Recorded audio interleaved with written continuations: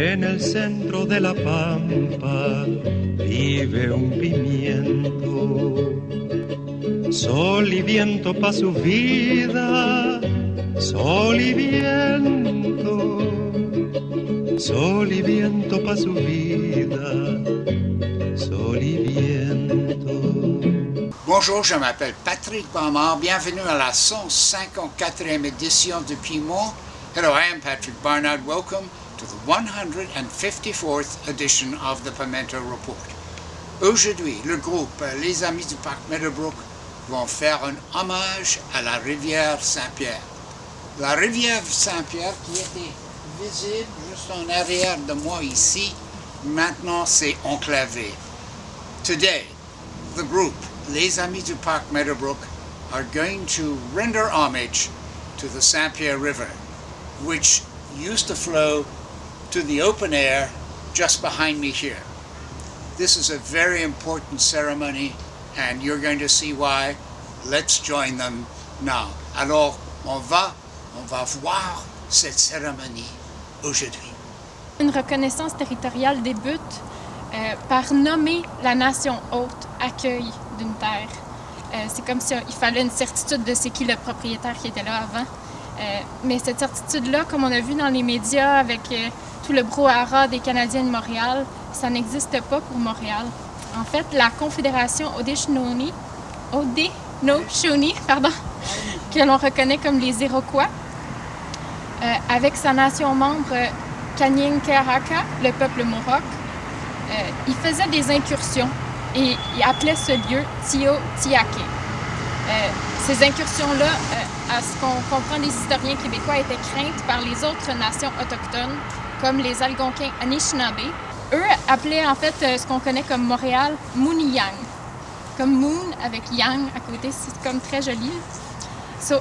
Alors beaucoup d'institutions vont utiliser les deux termes côte à côte, Tio'tiake, Mooniyang, pour essayer de faire le tour de la question, mais les Inuits fréquentaient aussi la vallée du fleuve Saint-Laurent, fait que c'est beaucoup plus complexe. Donc, ce qui est vraiment important dans une déclaration territoriale, je pense, c'est de reconnaître le caractère non cédé du territoire, donc de l'île de Montréal, qui est occupé par nous maintenant et depuis la première colonie des Jésuites à cet effet. My name is Deanne Delaney, as I think I know pretty much most of you, and I'm a long-time member of Les Amis du parc Meadowbrook. I will be your MC today for our tribute to the St. Pierre River, which is sponsored by the group 200 Mètres, Gardiens of the St. Pierre River and its rights, and Les Amis du parc Meadowbrook. We are gathered today to pay tribute to the St. Pierre River before work starts on the Meadowbrook Golf Course, sadly to divert its waters permanently underground. J'ai eu l'honneur, dans le cadre de mes activités à Sierra Club, d'entendre une reconnaissance territoriale du chef Ross Montour de la communauté de Kanawake et également de procéder à la lecture d'un land acknowledgement rédigé par une auteure Anishinaabe, Lynn Gill. Je crois que tous les deux, malgré leurs différences de nations, se rejoignent dans une façon très belle de formuler une certaine reconnaissance. Je vous la lis. C'est en anglais, ça commence en anglais. Our territory is inclusive of rivers, lakes, forests, rocks, trees, four-legged, winged, and finned. For us, the four sacred elements, water, rock, wind, and fire, are valued as most intelligent. As such, places where they intersect are sacred. So, the St. Pierre River has permitted our blossoming as a people, even if we're just occupying unrighteously this land.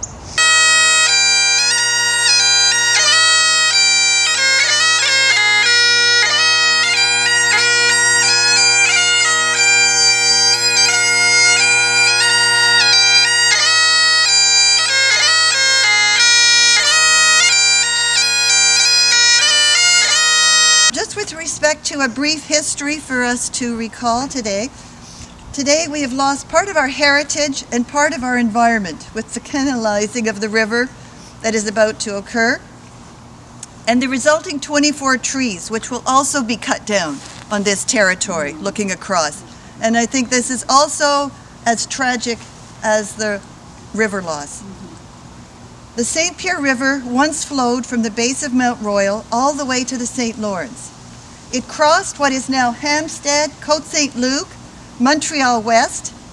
In fact, below us here, coming from the Tobe Lake Collector, perhaps I deviated with one of these sewers here right now at the present time, but it's underneath.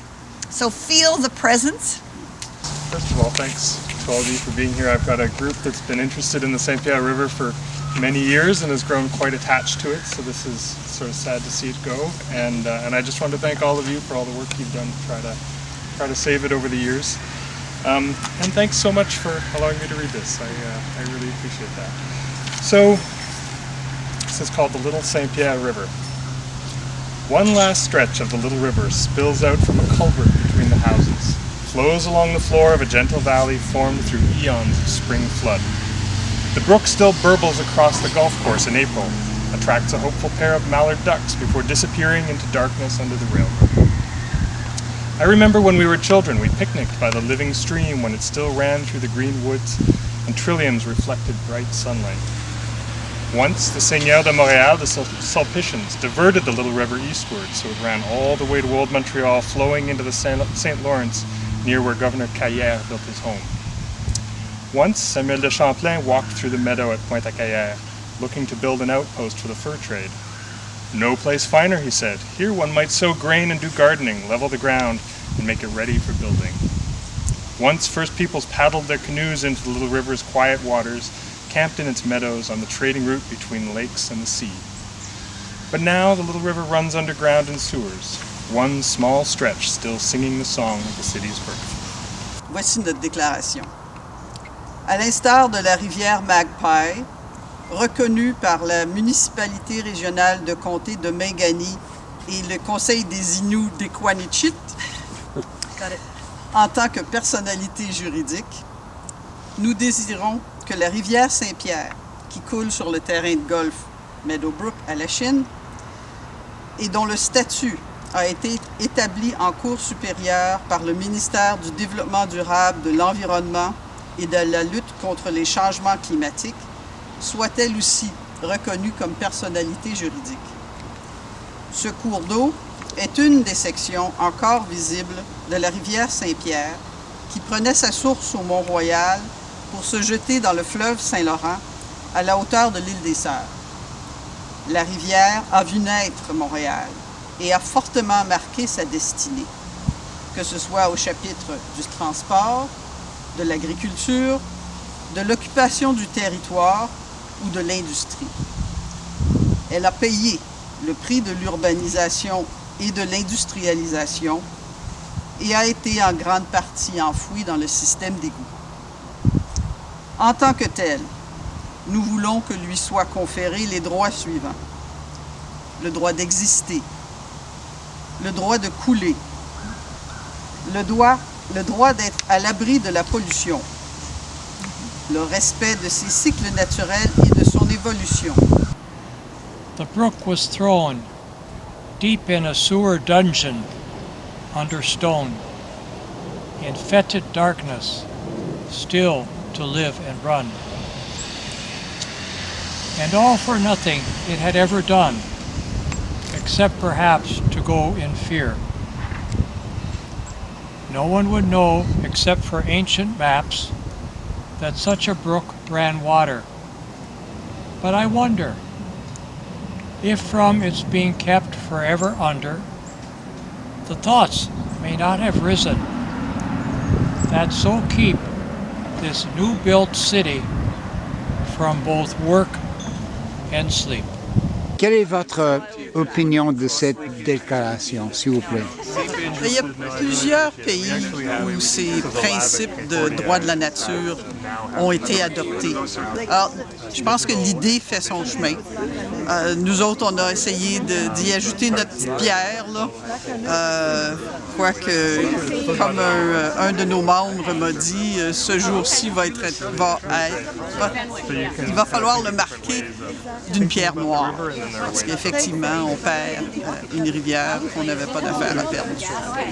Mais la lutte, c'est une lutte pour l'avenir, n'est-ce pas?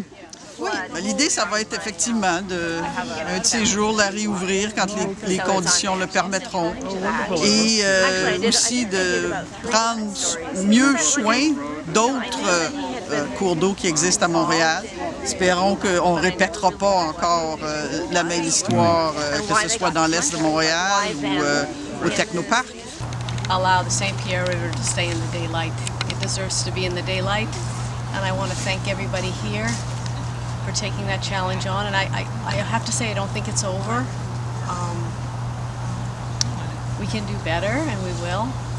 And I was very pleased to hear that we know where the river is for a lot further than just here, that it has a life and a history. And that's important to keep alive. We're in the daylight, it should also be in the daylight for all of us. So thank everybody. I want to thank everybody here for all the work you've done. I wish I could have done better myself, but I'm glad we're all here today, and I haven't lost hope. We as advocates and ordinary citizens fought to preserve it and gave it all we had, and then more at times, I would say. I will just say that it's our sincerest hope is that one day Montrealers will see the St. Pierre River flow once again on Meadowbrook, and that we will all be able to walk under the trees of an urban nature heritage park accessible to all on Meadowbrook.